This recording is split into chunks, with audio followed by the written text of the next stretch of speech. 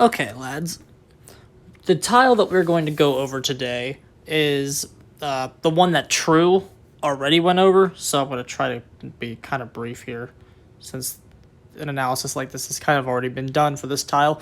But it is a tile, and I want to cover everything, so I'm gonna hit it. This is what is commonly referred to as a Longwall-Shortwall jungle gym. Longwall-Shortwall tile. Longwall-Shortwall is the relevant here. It's a single palette tile, okay, and it kind of looks something. It kind of looks a bit like this, okay. Whoop. Ooh. Don't want to make this too big now. Okay, and then it goes up, and then be more lines right here, and then for our palettes, we are going to use the color purple. That's what I use on my screen right here. So, all right, that's then we'll do two when the palette's up and when it's down. We'll start with when the palette is up, like this. Okay, so the tile looks something like that, and sometimes there's other stuff around it, which maybe you can use like a long wall on the side to do it, but we're not going to really cover that here, because that's not really the efficient loop.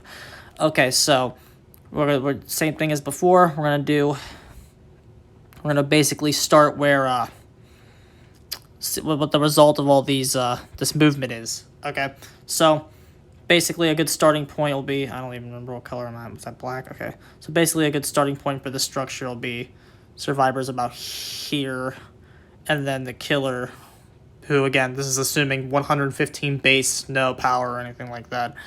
And so the killer will then be like around here. Okay, so what the incorrect way to do this is just give the survivor power. Okay, so there's obviously two sides of this. Okay, there's the long wall and the short wall. Okay, so let's get rid of some of these dots that don't mean anything. They're distracting. They're distracting me. Okay, so basically what's going to happen here is if you just run this with the survivor, okay, if you just run this with them without any mind game or involvement at all, it looks something like this. Okay, the survivor goes around, you'll just keep following them, and then maybe they'll come up around here again.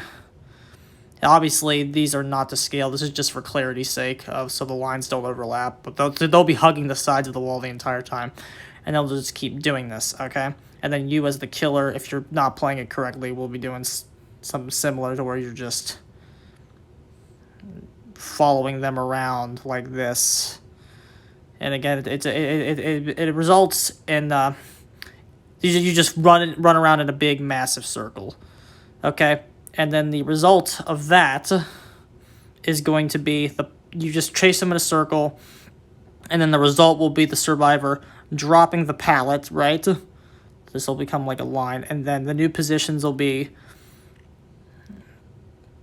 the survivor will be about here where you are, and then you would be here, and that would be the reset point.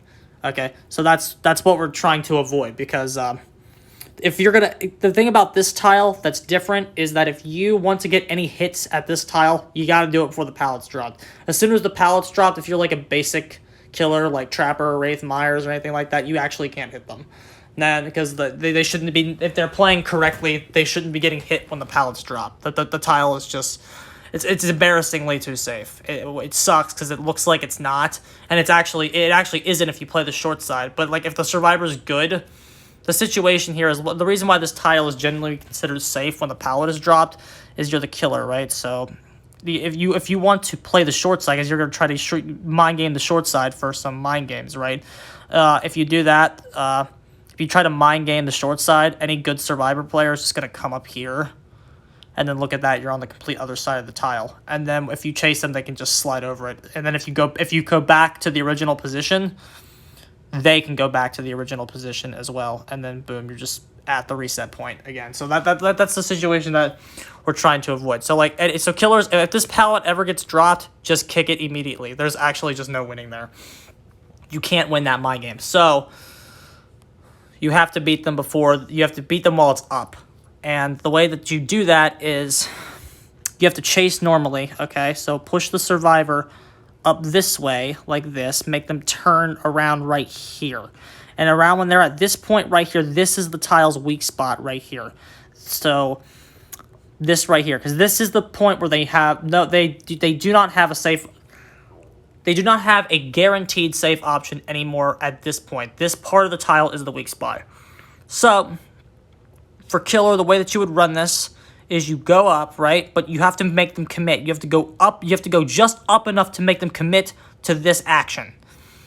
Go push them up and then push them around the side. Make them commit to this spot right here. This is where you want them.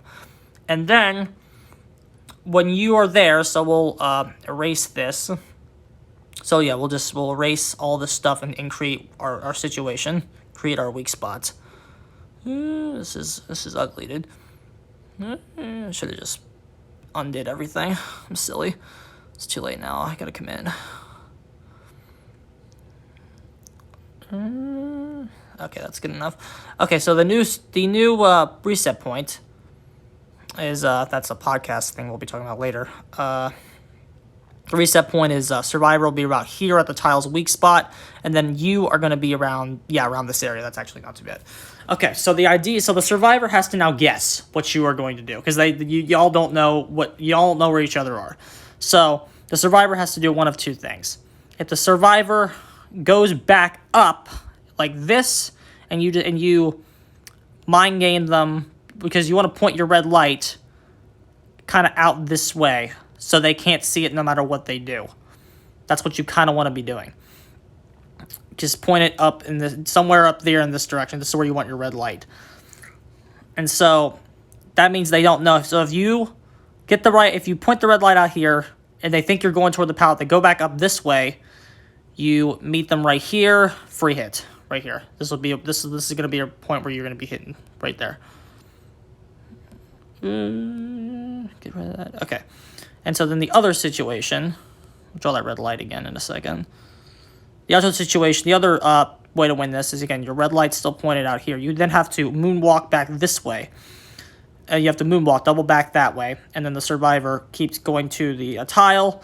And then you meet at the tile and then hopefully win the mind game enough to the point where you actually meet them out here before they get to it. And then the hit point will be about right here. So those are the two basic ways to win this structure. And then again, it'll either result in you. The thing about a lot of these tiles, and this is something you're going to be hearing me say, winning the mind game is going to result in the pallet getting dropped on you for a lot of situations. That's your reward for winning the mind game, is just getting rid of the tile. And so it'll either result, one of those mind games will either result in a hit or the pallet getting dropped. But depends on like the flow of the game, whether that's good or bad or not. I mean, if you're losing, you certainly want to get the hit. But if you're winning, if you can spare a few seconds to like burn a few tiles, you know, killer players genuinely seem to understand what the flow of the game is like pretty damn well, I would say. But that's the basic premise. And then after all this, and then again, killers, if this pallet gets dropped on you, as soon as you force this pallet to drop, you just have to get rid of it, because it's a really bad pallet. As soon as you force it, break the pallet, regardless or not if you hit the survivor or not. As soon as it's dropped, break the pallet. It'll force the survivor to run down or up. They'll be going to the next tile, and then you can just follow them that way. Or you down them and you can hook them, whichever one is in that situation at the moment.